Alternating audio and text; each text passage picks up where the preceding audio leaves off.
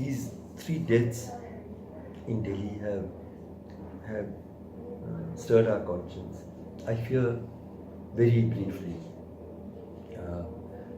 we forget a lynching in 5 days, as I was saying. We forget a hunger death in 3 days and move on to the next. But if you ask me who I hold most responsible for this, I really believe that first of all we need to take responsibility. You and I need to take responsibility, because ultimately this kind of death by hunger in the midst of so much wealth is something that is the outcome of a very uncaring society, of a society completely without public compassion, without an idea of solidarity.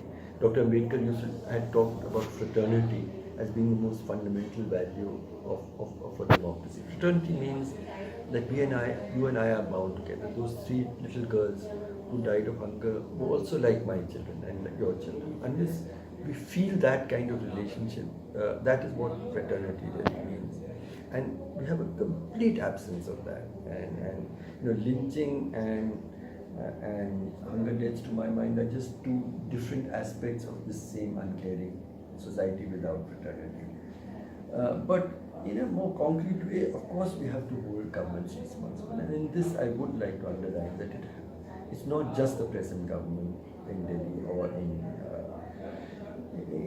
the center, it's also previous governments that must take responsibility. The previous government, of course, has had a largely market economy and not a welfare state imagination. But its big contribution was at least that it legislated a few rights and backed them by the right to food, the right to education, etc. But we need a much more strong and robust system for its distribution, for its actual realization. But I think that the one issue, a couple of issues that this particular incident must remind us of. The most important is the question of circular migrants and the portability of rights, and I just need to explain these briefly. What is a circular migrant? See, a permanent migrant is that I leave my village and I come into the city and I settle here. I was talking about circular migrants. See, circular migrants are people, so a permanent migrant is one who leaves the village or leaves their original place and moves in. And for poor people who are even permanent migrants, the city is hostile, it doesn't accept them, they have to live in slums, they struggle. But if you're a permanent migrant, you slowly improve your situation. But a circular migrant is one who spends 1 month, 2 months, 3 months in the village, and the remaining months looking for work, any kind of work. Somebody called John Bremen has called them the hunters and gatherers of work.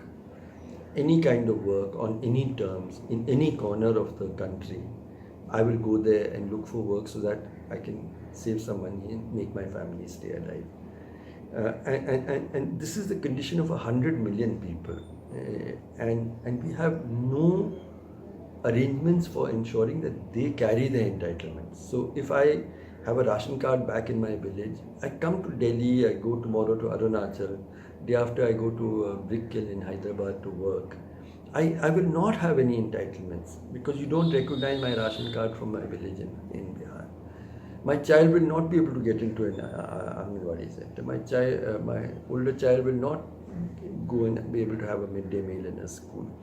All of these things, I won't get a pension if I'm eligible for it.